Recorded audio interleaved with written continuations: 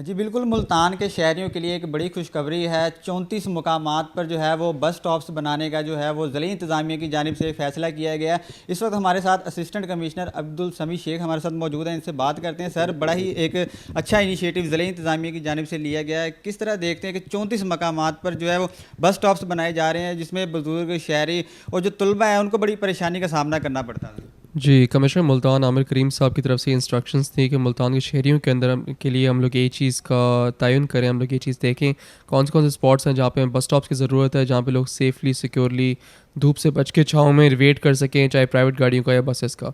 34 spots हमने यहाँ पे डिसाइड किए हुए हैं, जो हमने देखे हुए हैं, जहाँ पे हमारे पास ये पोटेंशियल है कि हम बस स्टॉप्स बना सकें। और फर्स्ट फेज़ के अंदर हमारी कोशिश होगी कि हम 10 बस स्टॉप्स बना दें अगले कुछ हफ्तों के अंदर। इसमें कुछ प्राइवेट हमारे पास भी हेल्प है, कुछ प्राइवेट लोग हैं जो कि इसमें हमारी हेल्प करना चाह रहे हैं, वो भी स्पॉन्सर कर रहे हैं। और लेकिन ज़्यादातर जो बस स्टॉप्स हैं वो गवर्नमेंट के डिफरेंट इदारे जो है एमसी, एमडीए, ज़िला काउंसिल वो बना रहे हैं। अच्छा सर, ये इसका आगाज़ कब होगा और कितने अरसे में ये प्रोसीजर जो है वो कंप्लीट हो जाएगा?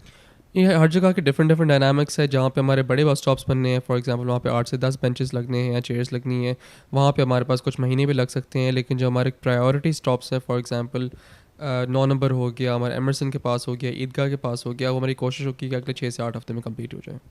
जी बिल्कुल, अब्दुल समी शेख हमारे साथ मौजूद थे, जो कि बता रहे थे कि 34 मकामात पर जो है वो ज़िले इंतज़ामिया की जानिब से जो है वो बस स्टॉप्स बनाने का फ़ैसला किया, जिसमें मुल्तान के शहरियों को जो परेशानी का सामना करना पड़ता था उनके लिए जो है वो सहूलियात दरकार होंगी। जी।